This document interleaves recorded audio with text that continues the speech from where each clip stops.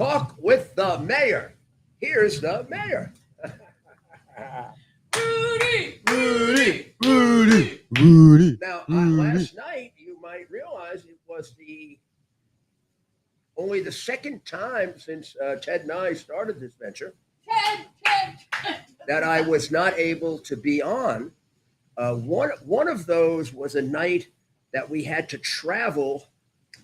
I don't remember where. I think we went to Georgia or something.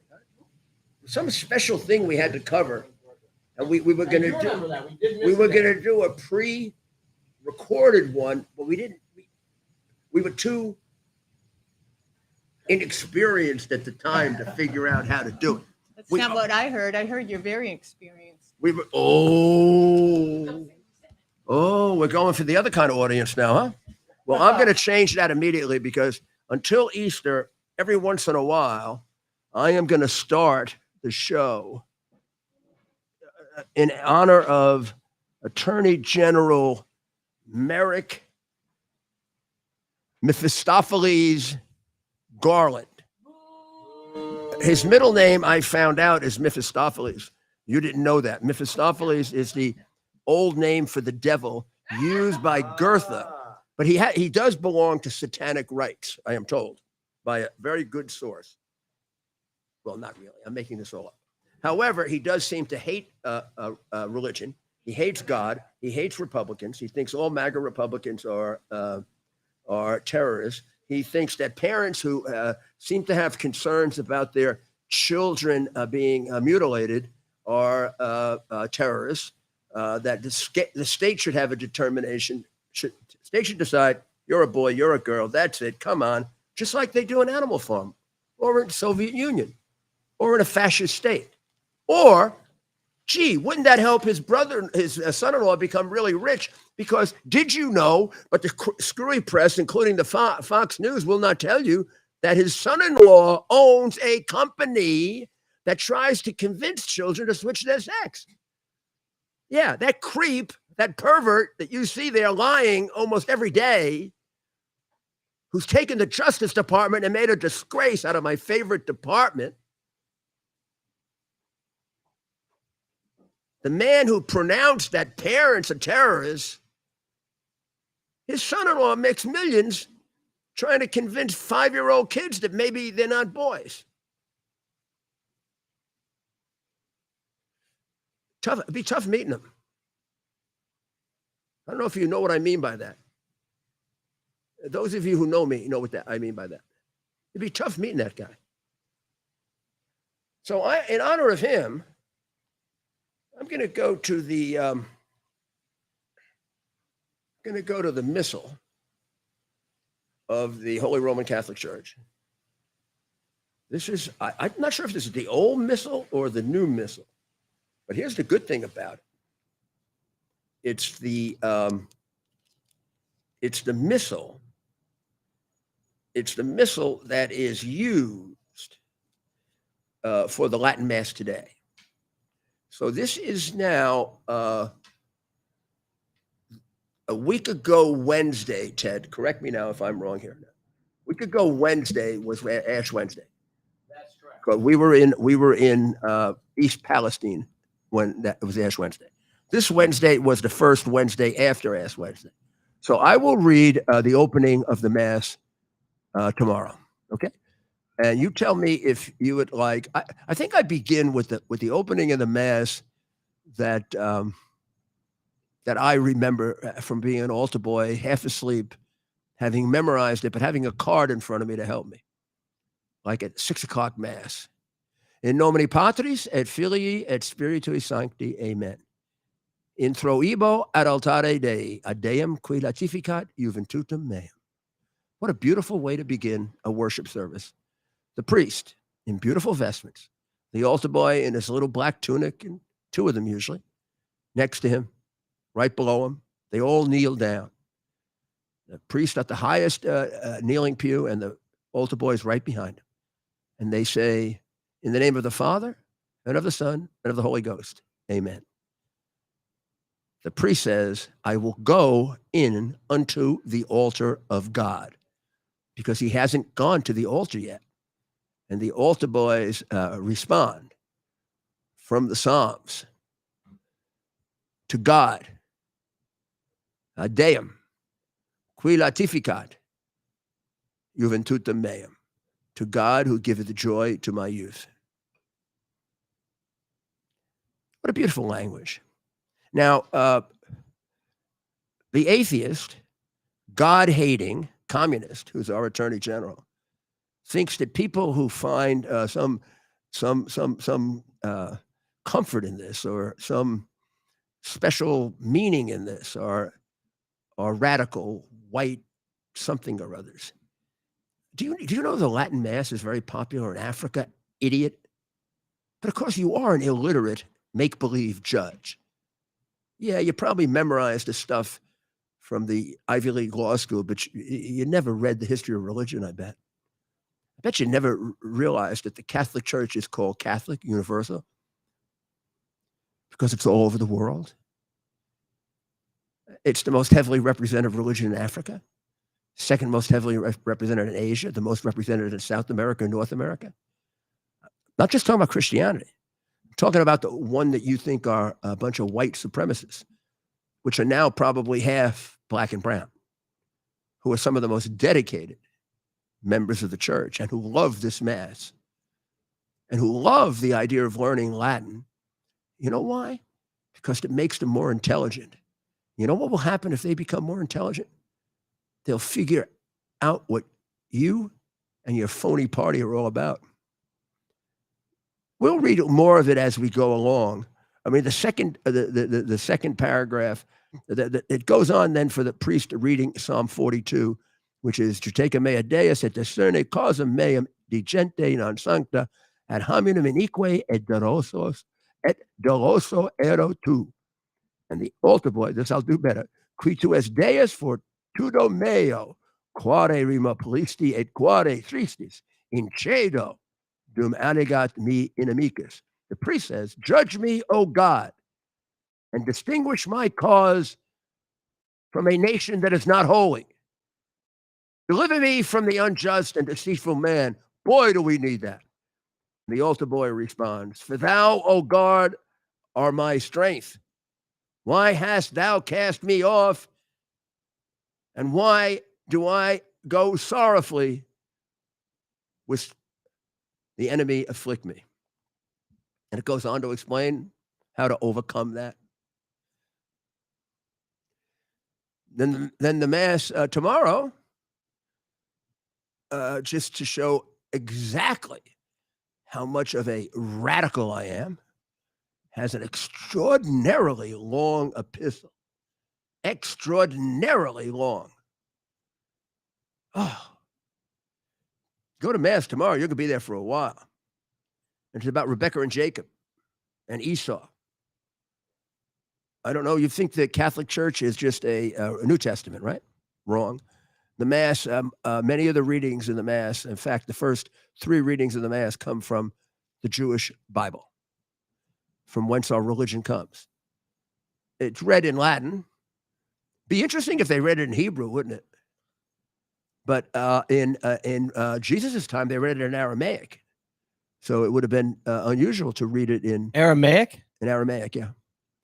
The And Bible is really, that's interesting. Jews spoke Hebrew in the temple. They spoke vernacular Hebrew among themselves in the streets, and they spoke Aramaic as a matter of business, so that they could do business with everyone. And a lot of their services were done in Aramaic as well as in Hebrew. So that was kind of the language of the world at that time? Yeah, more so than Civilization. Latin eventually replaced it. Wow. If you and the gospel tomorrow, the gospel tomorrow is from Luke, and it's a parable that Jesus of the 2 sons. Very, very strange parable. Very hard to understand. The 2 sons, one of whom leaves, the other whom stays and remains faithful, and the one who comes back after many, many years of debauchery and wants to repent of his sins. And the son gives him a great feast and great homecoming, and he gives him a little more property than the good son. And the good son asks, why? Why was I treated like this? I was always loyal. He said, because it's not about that. It's not about property. We needed to bring him back. I didn't need to bring you back. You already are a good man. You're already redeemed. You already have your place in heaven. He needed his. And for us, that little extra for him shows to everyone that we really believe that people can atone for their sins. Pretty brilliant stuff, huh? Think a little smarter than That's fascinating, an man. attorney general communist. What do you think? Think a little smarter than Karl Marx.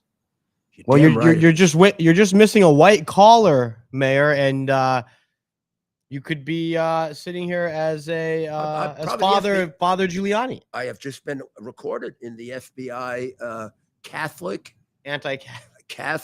revolutionary group. I am now going to be considered a troublemaker. I will be followed. And who knows? They may come and search my apartment again. You know what they're going to find again? Hunter Biden's hard drive. Are you a Catholic nationalist? Could you define for me that? And I will answer that. I Well, did they a call it these deposition this Christian week, so national. I'm very precise about words. I am a Catholic. I do not believe that some of my co-religionists would agree that I live up strictly, or have throughout my life, the rules of the church. I don't disagree with that. And maybe there's some penance and other things I have to do about that. But in my heart, I believe in Jesus Christ. Always have, never wavered. Pray to him all the time. When I go to church, when I don't go to church, when I feel religious, when I don't feel religious. He's been my constant companion. And never tire of reading about him. Just watched a beautiful documentary, drama called Chosen. That's on, the first two seasons are on Amazon Prime and on HBO and every place else. The third season, which is now streaming, which I haven't seen yet, I've seen the first two, is on Roku, several others. Could be one of the best it's not a docudrama. I should stop saying that. It's a drama about Jesus. The gentleman who plays Jesus is ingenious. He's brilliant. If I wanted to make up a Jesus to talk to, I'd pick him. Right? Should watch it during this Easter season. It'll and even if you're not Catholic, it'll teach you a lot about Judaism too, because they were all Jews, practicing Jews. Fascinating. So I also want to talk about Fox for a moment, but I don't know enough about it to talk about it, so I'm going to be circumspect. I heard before I got on, because I was busy working on Show prep. fentanyl. Oh, fentanyl. Yeah, and I understand that our friend, my friend Bannon, had some choice words for Fox. I mean, That's right, Mayor. I'm not ready for it yet, but there will be a day on which I unload on Fox, and I have plenty to unload on. You probably don't know that one of the reasons Fox is on the air is because of Mayor Rudy Giuliani, and the fact that he gave them a station when Turner would not, and withstood a major lawsuit in order to do that.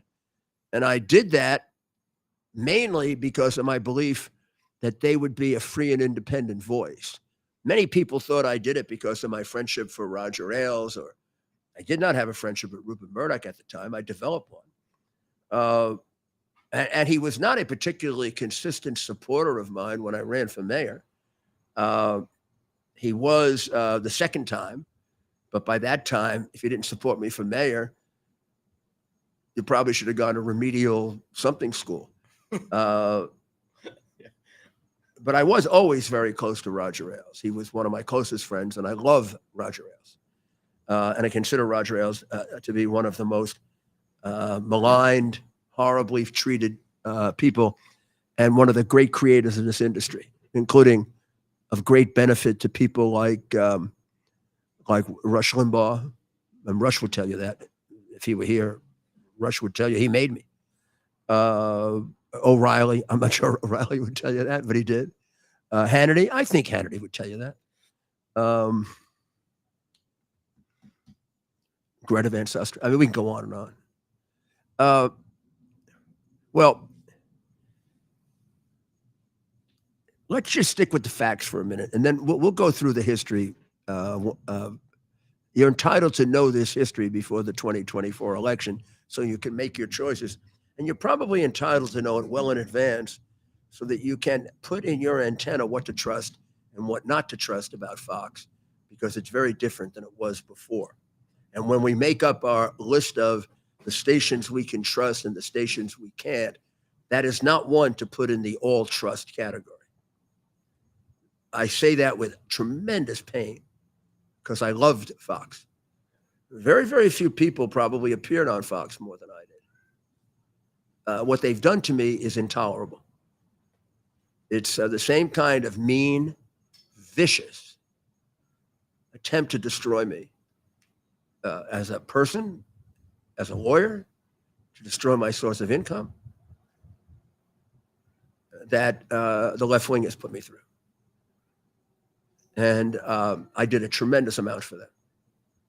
And all the things that they did it for are now turning out to be the things they thought I was lying about. Turns out I was definitely 100% telling the truth about.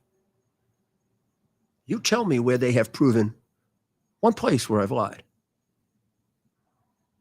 I was the first proponent of the whole idea of Russian collusion was a false charge against my client, Donald Trump, and defended him on that. Was called all kinds of things for that. I was proved to be 100% right. Same thing with when I came up with the hard drive and put it out. I was accused of being a Russian agent. I was accused of having created it, having edited it, having made it up. Fox partially and very weakly and very frighteningly defended me and then stopped. And that's when they caved. It turns out they owe me a massive apology because I was right. And even their affiliate, New York Post, which has now turned on Trump, wouldn't have that story but for me. It's not the intrepid journalism of the New York Post that got that story out. It was the intrepid work of John Mac Isaac, Robert Costello, Rudolph Giuliani, and Steve Bannon that got it out. Not the New York Post should say thank you because we gave it to them and spent a week in very hard negotiations, pushing them to be brave. We bought them diapers, if you get my meaning. So cut it out. I know the story. I know the cowards. I know the heroes, and I know the regular people. Fox has got a lot of all of those, and it's not what it used to be. You take it with a grain of salt, and what they're doing now for Rick DeSantis, I think it's a violation of the campaign finance law. They might as well be doing telethons. They don't cover Trump. They don't interview Trump. Every single thing is drawn against him. Every victory he has is blunted. And DeSantis is treated like he's the only governor in America. I happen to like Ron DeSantis. I happen to find what Fox is doing pathetic. You're pathetic. You're sucking up. I think you're going to hurt him by doing that. You're going to hurt him. You know, the people who like Ron, it's a newly acquired taste. Newly acquired tastes in politics, I can tell you, because there were newly acquired tastes for me that stuck and I won narrowly. There were newly acquired tastes for me that didn't and I lost narrowly. There were newly acquired tastes for me and I won big. And there were newly acquired tastes for me and I lost. But I'll tell you where I didn't lose, in New York City with my base. There's a difference between DeSantis and Trump. DeSantis is promising. Trump has fulfilled the promise. People who are promising are at best 50-50. People who have fulfilled it are 100%. We'll get into that more. But there should be people allowed under the First Amendment, Fox, to go on and argue that there's a big distinction between a guy who's never faced down China or the fat guy in North Korea, huh? Or the monster in Syria? Or do you think Putin would have gone into Russia if Trump were president? No. Are you sure he wouldn't if DeSantis were president? No, you're not. We don't know what he's like. Nobody knows what someone's like until they get behind that desk and the question of war and peace is presented. We don't know. Is there too much politician there? Is there enough statesman there? You never know with a guy who's made his life in politics. Trump made his life elsewhere, had a little more assurance. So to write off Trump is to write off the United States of America. There are people in this country who love Donald Trump, many of them. They don't just like him, they love him. I've never seen a rally like that. DeSantis hasn't created that yet, and you're not going to create it for him. That happened because he did it. He's going to have to do it before he gets there. Now, if Trump decides not to run, I also think you got a couple of other Republicans you should give a fair shot to. There's no reason why this nomination goes to DeSantis. There are about 10 other Republicans that have accomplished as much, possibly as stronger people. What, do you want to dictate a president? This is very troublesome. I don't know. I think the Federal Election Commission should take a good look at whether this doesn't amount to a campaign contribution. In tremendous prejudice to the other candidates who aren't given anywhere near equal time. I know there's not an equal time rule, but there should be a rule toward making your station the Ron DeSantis for president station, or the anybody station for president. That's what our enemies do. CNN, MSNBC. Think maybe Fox is moving a little more over there? Tell me, what do you guys think? Comment below.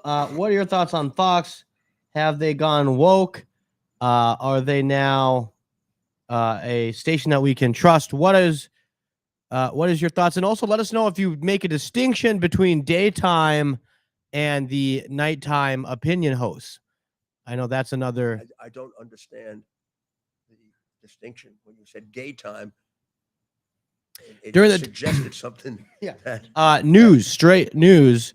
We're at Daytime? nighttime. Yes, we're at nighttime. They have opinion where you know it's opinion, right? why would you call straight news gay time? Daytime Fox. Daytime. Yeah, what did you think I was saying? Gay time. Oh. So man, we're in trouble. Yeah, no, daytime. Well, you know what's the old saying? Have a gay old time. That just means having a good Oh, time. Lord, you can't say that. That's insulting. But isn't that what that means back in the day? Didn't gay mean happy? Is that true? Yeah, gay meant happy, and Yeah. God meant the supreme ruler of the universe, and now he means somebody we have to hate and throw out of Oh, school. yeah, that's a good point. Times change. So yeah, daytime. The difference between daytime Fox and primetime and the opinion host. But as the mayor asked, what is your thoughts on the way they're currently icing out the mayor, but also the way, as Steve Bannon puts it, they have disrespected Donald J. Trump for far too long. So Steve Bannon, speaking at CPAC earlier today, really laid into Fox, specifically the Murdoch family, and basically called for the audience at CPAC and tuning in to basically declared war on Fox. I don't know that he called for a ban. A lot of applause, right? However, Fox's ratings, I'm not sure that they're taking a hit. So, I mean, I don't know how much that's going to affect Fox, and I'm not. Because where else do people I'm go? not sure how I feel about CPAC. Yeah, but where do people go, Mayor? If not Fox, if you're going to watch think cable. CPAC is a straight run organization. Did they invite me? They want to hear the truth? Did they invite me? They did not. I will say, we have a relationship with Matt and Mercedes. I don't Schlapp. care. We have a relationship. Did they invite me? Yes or no? They did not, Mayor. Okay. Why? Because you are afraid of what I am going to say. And what I am going to say is pretty much precisely what Donald Trump is going to say. That's a good point. I didn't think And about you it. Like, why think maybe do they? you'd invite me after I've been vindicated on every single issue but one so far. I will say they And want to have you. And the one that I haven't been vindicated on, I am being vindicated on, and they are all going to have to do the same thing. Look, when we show the fraud in the election. I don't want Complete fraud. We've already showed a lot of it. Let's not give up on CPAC. They've assured me that there will be more additional opportunities. I haven't assured them that there are. That's true. Why in God's name would I want to talk to CPAC? Sure. I don't even know who they are. They never meant anything in any campaign I ever had. That's a good They point. never helped me in a campaign. And a lot of people are passing on CPAC this year. I have no idea what CPAC has contributed to. I was intimately involved in the 2016 Trump campaign. Don't think CPAC played a single role other than the people of CPAC voted for Trump. They had no understanding of Trump. They had no understanding of what Trump. I remember that for. in 2016, 2015. And they're a nice little group of Washington people who walk around. They walk and are important. But that is fun. You're actually spot. You're spot on. There are good activists, so people do come out. I seem terribly upset that I wasn't invited. No, I feel like I was more upset about it. I got a weekend off from going to a useless conference. I was the one getting all frustrated. I'm thinking the mayor's not. He's not. He doesn't. The only reason I'm upset with Fox not covering it is Fox should have covered the attack on Fox. That's newsworthy. Yes. The rest of it isn't newsworthy anymore. What Republicans say to a bunch of baby Republicans who hardly ever show up to do anything. I have no idea why all these people go there and suck up to CPAC and do these beauty contests. Never liked candidates who did many beauty contests anyway. Mm-hmm. I always thought they were insecure. So of course that conference happening. I don't right need now. CPAC to tell me I'm conservative. Of course not. CPAC needs me to tell them they're conservative. Of course. Well, I did it. They haven't done it. They never cut a budget. They never reduced welfare. They never reduced crime. Yeah. One commenter says, "I want the Rudy News Network." Well, we're in the process of. We're working on that. Rate CPAC. CPAC's never done a damn thing. I there was an article today about how much I cut welfare. I forgot. It was a lot more than I thought. Yeah, how about, between me and Bloomberg from the day I started, 800,000. Workfare? Yeah, workfare. I had 500,000 of them. What was workfare, Nobody Mayor, in for the America audience? Tell them ever did that. What was workfare? No conservative, big mouth, big shot ever did that. None. Can you explain to our audience about workfare? Yeah, immediately. I did it within months of becoming mayor. I took my welfare department and I said, when people come in looking for welfare, you give them a job. How did that work? So let's say I come in, Mayor, I'm looking for welfare. I can't pay my bills. Johnny has a flower shop right down there. Yeah. And Johnny needs 2 workers. Okay. So until you can get yourself on your feet, You work for Johnny for 19 hours a week, and then the rest of the time in the 40 hours, you look for work, or you don't get welfare. Oh, by the way, that's what the law says. The law says you only get welfare if you're looking for work. The law also says that the government can assign you to some work if you can't find some, but that doesn't take up so much time that you can't look for work. Now, and then who's You're not supposed to be able to go home and smoke pot. yeah? So who's paying Johnny, or who's paying the? So let's say Johnny the florist has work for you. So Johnny the florist is paying you. So the city basically was job. Johnny the recruitment. florist, I would make a deal with, and Johnny the florist would pay some of the wages, but most of them didn't. We didn't have jobs then. I inherited the city with 10% unemployment, 10.5%. Yeah. I left the city with 4% unemployment. That's why I don't feel like I should have CPACs rate me as a conservative. I think I haven't found anybody on CPAC who's done anything more conservative than I have. I haven't found anybody they've ever supported who's done anything more conservative. It's not even conservative. It's you did the it's Conservative. leadership. Right, wrong, it was Oh, conservative. yeah. Hannity, when he would put me on his show, would say I was the most conservative politician in the 1990s. Which is amazing coming from New York, right? Yeah, which he would say is amazing coming from New York. Yeah. Except since they didn't know it was conservative, they had a hard time objecting. He hit them from so many angles and in so many ways, they didn't know what happened to them. He made the Democrat liberals punch drunk and the media punch drunk. He gave them so much to cover, they couldn't figure out what to cover. So Mayor Giuliani. Yeah, I mean, they didn't realize the significance of what I was doing.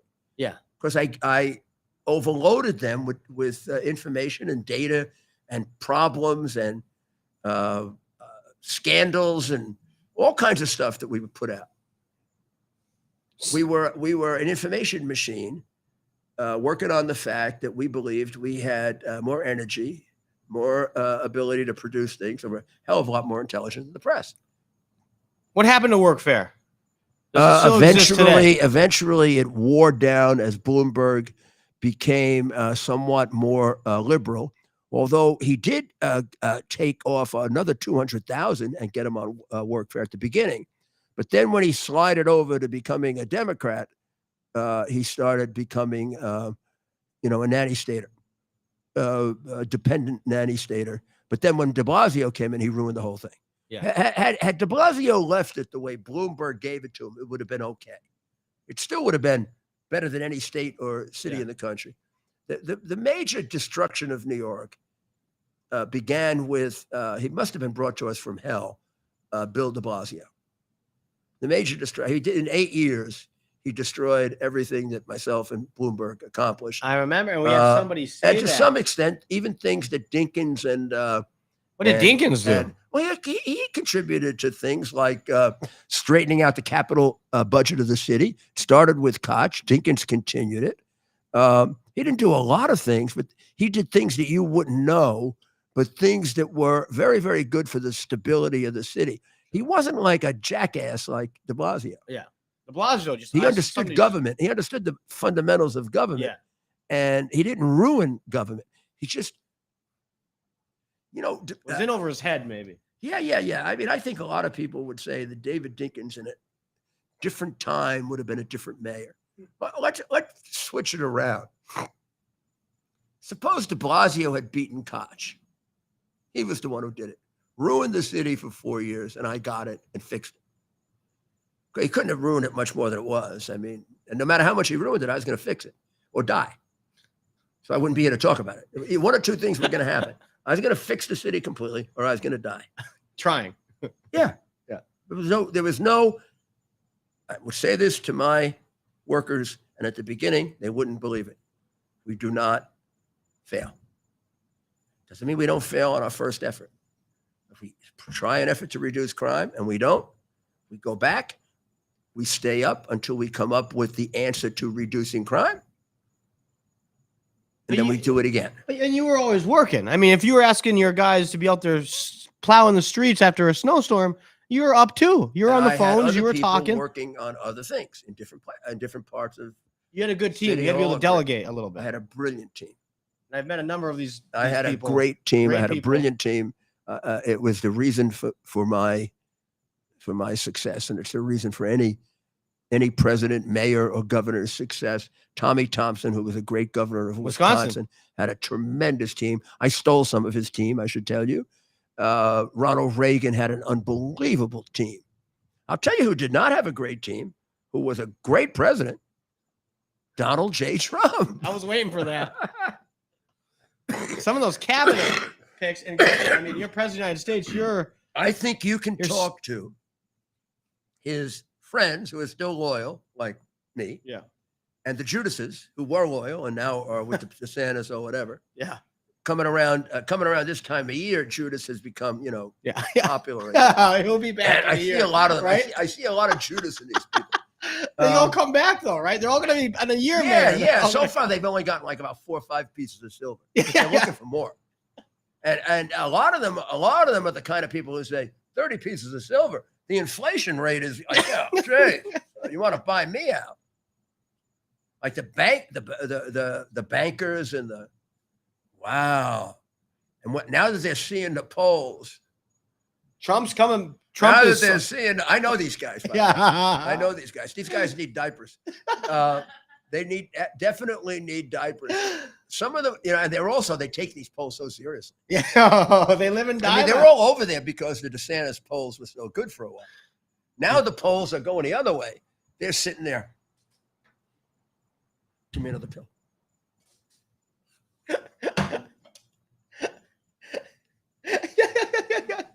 They got to sweat. They're sweating, Mayor. They're coming back. Mommy. They're all going to come back. Coming knocking on the door of my lap, Mr. President. Trump is coming at it another way this time. So there's a real possibility. You know what I'm saying? Yeah. There's a real possibility. He tells them, okay, do what you want. You want to support me, support me. You don't want to support me. You're not getting anything. You know what you're going to get? You're going to get a good country. Hey, try that on for size. Like with Nikki Haley, I love that response. She's like, yeah, I think she should do it. I think she should get in and do it. Do what? Get in the race and run for president. Trump said that. I think it's great when he says that to these people. He's like, yeah, Nikki should do it. She should give it a shot. It's funny. I think watching the polls now, and I haven't talked to him yet. I could talk to him in the next few days. I'm getting ready for my 2-week talk. I think maybe he should start feeling the same way about DeSantis. Look, I never tell you what I tell him, so I'm not going to tell you what I think about his criticizing DeSantis, not criticizing DeSantis, whatever, unless it comes out publicly in some way. But I think now I would sort of I'd put DeSantis where Nikki Haley is. I'd say I'm really looking forward to running against Nikki and Ron DeSantis. And, they all maybe someday could be presidents. Who knows? They haven't done enough yet to prove it. Could she be running specifically to be Trump's running mate? The more I hear her, she's very complimentary of the president. Well, so is DeSantis. Yes. The DeSantis, reporters try to act. They try to get him to say something. Wouldn't say he's no. I think you're right, Ted. I think right in this sense. I think DeSantis is neutral on Trump, which is a credit to him because Trump attacks him, right? Whereas Haley is a little bit more complimentary. So, by the way, is not Pence. Pence goes back and forth, because of Pence that thing. Is Pence. He's in a unique position, right? Yeah, it's awkward for him. I get it. It's got to be awkward. Mike is complimentary. Yeah, he is. He's very. Well, he has to be really because he's running on the Trump foreign policy, right? He's running on the Trump everything, right? Which, by the way, was a brilliant, great foreign policy. Can you name a foreign policy? I can't name one in recent memory. I can't name anything wrong with it. Yeah, I can. You can name a few things he didn't get to address, but okay. I mean, he was only there for 4 years. What is he going to do in 4 years? The answer to what he didn't address is put him there and do the things he did with the stuff that he did address and see what the results will be. And by the way, here's the thing that he used in black and poor neighborhoods about you can't do any worse, which came from me. Genius. I give him another one on Biden. Secretary of Defense Gates told you before you voted for him that every single decision he ever made on foreign policy Yep. was wrong. Amazing statement. Now that you've seen him as president, you realize that Secretary of Defense Gates, a wise man, was correct about that. Since then, he's added to that. If you put me in as president, how could I possibly do worse on foreign policy? In fact, this Mickey Mouse guy that DeSantis is going after that might do better than him on foreign policy. I mean, the guy is a disaster on foreign policy. Yeah. He's a disaster. He has our country in jeopardy. Yeah. And it isn't funny. It's not funny. You're right. We're smiling. It but isn't it's not. funny. It's actually scary. I guess these people in here have no interest in us, but we have no interest in them either. We have had great Well, audiences. our view is if you don't have any interest in us, we don't have any interest in you. Yeah, well, I'm actually surprised. Yeah, we have had plenty of great audiences here, and we'll have many more, Mayor. Right. In the future. But this is a fascinating discussion. Of course, we're talking about 2024. I will say, without giving anything away, because I do happen to hear a lot of these conversations, the mayor and the president are very close, and you can tell that they're longtime friends. Not going to give anything away, but I can say when the mayor is talking about the president, it's about as good of sourcing as you can get, and you can see a relationship between two men who have a lot of admiration for one another. That's true. And I it have does a go great both deal ways. of admiration for him, and I have And he does for you. great feeling of empathy for what he's been through, because I think whether you're a Republican, a Democrat, a liberal, a conservative, a MAGA, or whatever you are, what they put this man through should never happen again. Otherwise, we're not going to have good presidents. I mean, there were only a certain number of Donald Trumps. And, I'm going to even say this about Donald Trump. I think I know the answer, but I only think I know the answer. And of course, I love him, so I'll give that answer. If he had known what he was going through, which the next one will know, Mhm. Yeah, that's a Right. good point. would he do it? Oh, would he have The- ran? Yeah, the answer is yes. People ask him that, and he says yes almost uniformly. And he's incapable. Not only is incapable of not saying yes, his constitution is incapable of not saying yes. But is it good for him to run again? Are we destroying people? I mean, physically taking them apart, ripping them apart, giving them illnesses, and then we end up with the ones who take the shortcuts. We end up with the ones who don't do the job, the ones who are on vacation for 40% of the time, like Biden, or the ones who are happy as hell because they don't know where they are. And we got a couple now we got a couple in politics now that are completely in happy land. The president of the United States is in, there are two kinds of Alzheimer's dementia: happy, mean, nasty. I had a friend who died earlier this year who I took care of for quite some time and spent a lot of time with him. All of my friends did. And it wasn't just me. We all loved him. To the day he died, he never went as bad as Trump, but close. He was happy. This guy was always an honest guy. Boy, honest to the fault kind of guy. And a guy with a great outlook on life. Didn't want anything he wasn't entitled to. Now we look at Biden, demented, Alzheimer's, whatever. Nasty prick. Ooh. Watch him.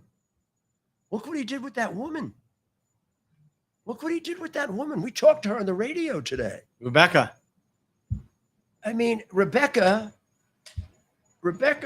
two sons and daughter died of fentanyl. Not daughter, I'm sorry. Two sons and the woman they were with who was only 20 years old. And Rebecca testified before Congress that she wanted this ended. And she spoke to Biden because Biden is the president. Biden is the president in charge, right? He's the guy in charge. So Marjorie Taylor Greene makes a mistake. Marjorie Taylor Greene assumes that they died while Biden was president. And I don't think she said that.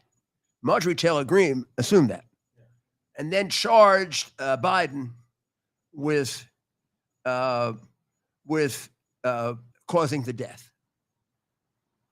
Now, the woman didn't do that. The woman asked Biden to do something about it because it is just plainly obvious that he's in a conspiracy with China and the Mexican communists to allow this to happen. You don't just open the border. I mean, fentanyl, I was going to put out my map, but I didn't. You have the, if you can bring it up on there, we can show it. I'm going to make it really, really simple for people because I like to do that because Give you a marker. these damn liberals try to make everything very complicated. And since I'm smarter than them, I can make it very simple. This is how I used to beat them at trials all the time. Have Andrew come on here. So here we go, right? So let's make fentanyl simple. How would you like to stop fentanyl?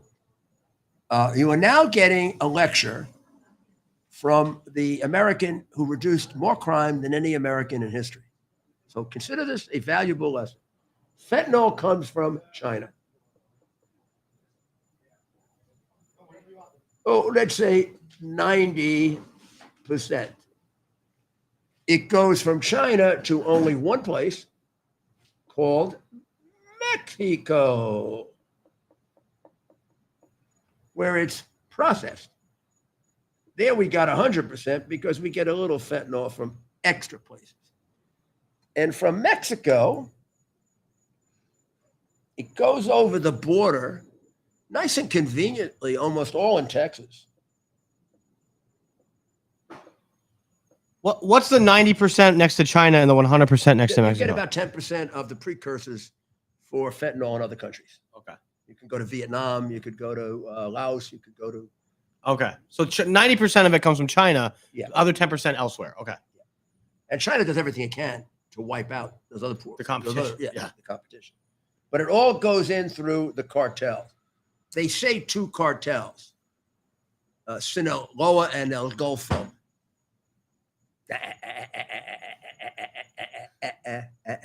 Liberal simplicity because they're stupid. It really is a lot of cartels. There are cartels and there are cartels.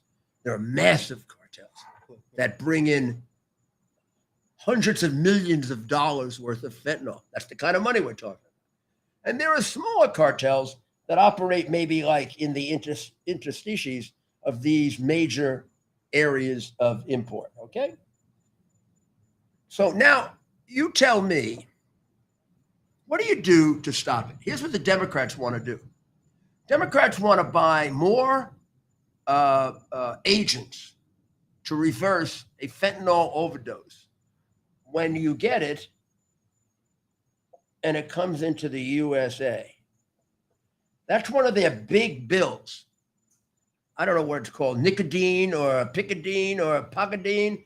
It's about 5% useful. But that's a big thing. Then they want to have rehabilitation centers for fentanyl.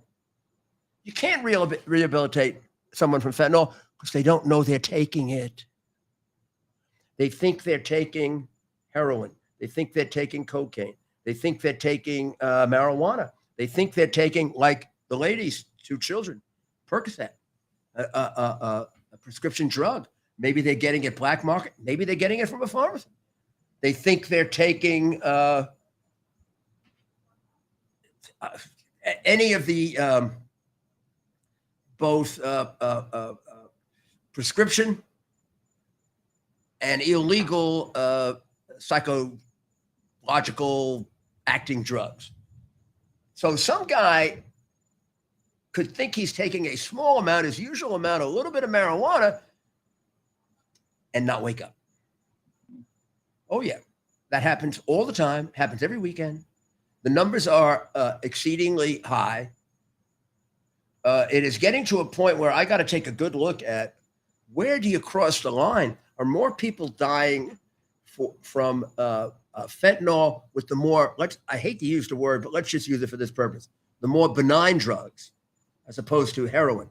heroin deaths have gone down, which actually would create a mathematical field from which you might be able to find that. So I guess what I'm saying is, if you distinguish drug users between totally degenerate drug users who God should save, but there's very little chance of saving them, and then the more moderate to social drug user, the target of this right now is at least equally the more benign drug user, the one who shouldn't be dying. And the one who's been caught up in the massive campaign that the communists and the Democrats have done to get kids to want to use drugs. My mayor is depending on cannabis revenue to budget the city. Jackass. Yeah, he's going to sell cannabis. So it's taken him so long to put the cannabis stores out, he might as well forget it. He's put out 3 cannabis stores. There are now 1,200 illegal ones. Where the hell do you think the people are going to get the cannabis, Adams? He closes one and 5 more open. 10 more, 20 more open. They open it 100. They open it a walking distance from City Hall, right in his face. Right? It's like Boom. It's like they're doing that to like, taunt him. You're the mayor? What would you have done? I don't want to. Oh, you got to be kidding. What would I have done? I would have just said, Bernie, close it down. That's all you have to say. And then that place would be closed They'd down. never come back to New York City after I got finished with it. After Bernie dealt with them. No. I would have seized every damn thing in it, taken it way out to the gun range up in Pelham, and I'd have blown it all up. Every single thing in there. Their cash register, their clothes, I would have seized it all as instrumentalities of a crime. To commit the crime, you got to wear a suit. There are 420 pins, there are little green pins with the leaves off and burn them. I take everything from them. Let the courts tell me no. Then when the courts tell me no, I'll find something else to do to them. Make it difficult. My job was to protect the people of my city, not to kiss the backsides of the crazy liberals that ruined my city for 100 years, like they're ruining Chicago. That was my job. My job was to save. I was not going to leave my city with more crime than was given to me. And nothing was going to stop me. They could have put me in jail. Nothing was going to stop me. So here's how you stop it. William Barr and I have enormous questions about William Barr for another time. But he wrote an op-ed piece, a short one. Attorney General Bill Barr. Did I say Bill Barr? No, you said William Barr. Okay. I'm just reminding people who he is. We have a very smart audience, but But I get names mixed up sometimes. No, you said William Barr, which is Bill Barr. Yeah. Same thing. Okay, so and he has the answer right in the article. I mean, it's like simple as hell. Here's how you stop it. See this? Right here. Da da da da. You stop that, and you stop that. You stop that by telling China, you think we're hitting you with sanctions? Every percent that fentanyl goes up, our tariffs go up 2%. I don't give a damn if we go broke. I'm not losing our kids. We're going to starve you. And by the way, the economy of China is going like that. And nobody wants to tell you that. It's going like that. Yeah. We could ruin it with a good shot if we didn't have a president who was compromised by them. This is the time to hit China. And this is the reason they work so hard to keep Trump out. And this is the key to their opposition to Trump. And maybe somebody on Fox should take a look at that China issue and why they're so opposed to Trump. They're really. Maybe somebody should take a look at when Newt Gingrich was almost thrown off Fox for saying that Soros was the creep, bum, and traitor that he is.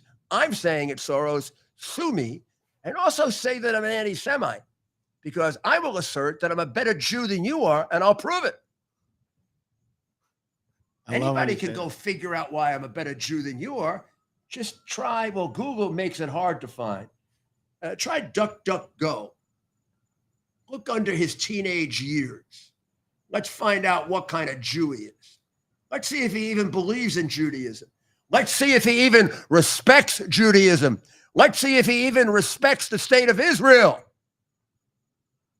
Somebody started in like that, and the women on that show, boy, they almost look like they were crying. We'll go get that tape for you if they haven't burned it at some point.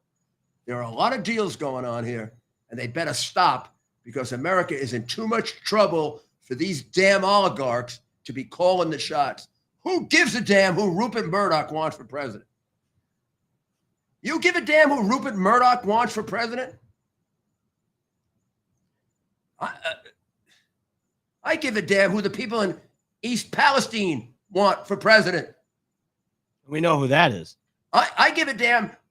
I don't know. Rupert's not going to go fight our next war. I give a damn about the kids who are going to go fight our next war. Who do they want to be president?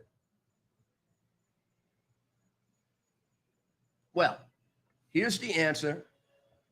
You cut it off in China. That does not mean you're going to cut it all off. China's a big country, kind of a resourceful country. China can counter a lot of what we can do. The effort with China is going to be 6 steps forward and 4 steps back. There's a way you can really do it right here. Go. All of them. You tell my old friend, the mayor of Mexico at one time, Mexico City at one time, who I worked for, who is now the president of Mexico. You tell him, stop giving them immunity. Stop giving them immunity. I don't know why you're doing it. I don't know if you're scared or you're selling out your country. But they are sending in amounts of fentanyl into my country that makes it worse than the Vietnam War. I have people in my country that want me to declare war on you. And do you know something? If it doesn't stop, communist, I'm going to declare war on you. I'm going to wipe out those cartels. Ain't going to be there no more. They stay in one place. They have to be in one place in order to stop the people there. I know. God forbid we'll kill some innocent people. But we'll save an awful lot of innocent people. If we want to save 130,000, mostly young Americans, either plurality or majority black, we want to save them. That's the way you do it. The mayor, like he flipped. You're going to say to me, "Oh, the mayor is going to fight back. He's going to fight back." I know the guy. After he cries, and he'll go in the room and cry because he's a bully communist. After he goes and cries for a bit, he'll do the same thing he did when Trump said to him, "You're keeping them in Mexico." Nobody thought he'd do it. He looked in Trump's eyes and he said, "What the hell's that guy going to do to me if I don't? I'm not tough like him. I'm an immoral communist, creep and bum who takes bribes. Who the hell knows what he is? He may be crazy." If Trump sent me, I work for him. He knows what I did. I'm telling you, Trump gives me the latitude. We'll get rid of those. We'll get rid of those cartels in 2 years. And this is somebody who has a contract from the cartels in Colombia to cut my throat. They're gone. I'm here. So bet on me. Okay? But you don't do this with just letting them come in, letting them come in, letting them come in, letting them come in. We never did this. Even under sissy Democrat presidents, we didn't do this. He just opened the border. The day was the day of the Democrat convention when he said, "Surge to the border. You can all come in. You'll get health care. You'll get COVID care. You'll get an education. You'll become citizens." And he hasn't stopped since then.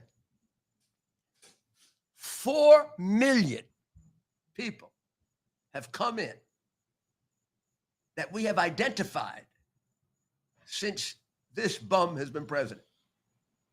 At least 2 million more, and we have no idea who they are. That is at least 3 times any president in American history. That's an invasion. That's an invasion, particularly since, among other things, they're bringing deathly devices with them to kill us. Not to mention the terrorists who are getting in, not to mention the rapists, not to mention the child trafficking. Somebody today on Fox said that Biden has no soul. Yeah. You want a philosophical or moral philosophy answer to it? It's the day you took the first bribe. I used to tell that to the police when I prosecuted 70 of them. I said, the day you took that first bribe, you sold your soul. But you haven't taken a lot yet.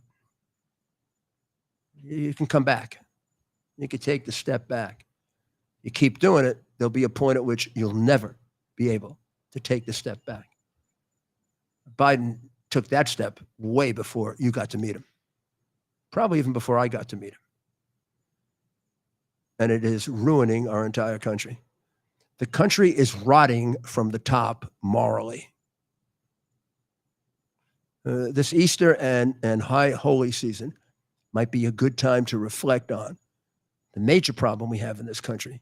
When you sum it all up, is the destruction that the communists have done to American morality. Well, thank you very, very much for listening in. It was kind of heavy tonight, huh? We'll do a lighter one next week. Since we're here in Florida, we should contribute a couple of light ones. But we are facing some very, very big problems. And if you are a Catholic, try a Latin Mass. I think just to get the Attorney General more nervous, let's show a big increase in interest in the Latin Mass.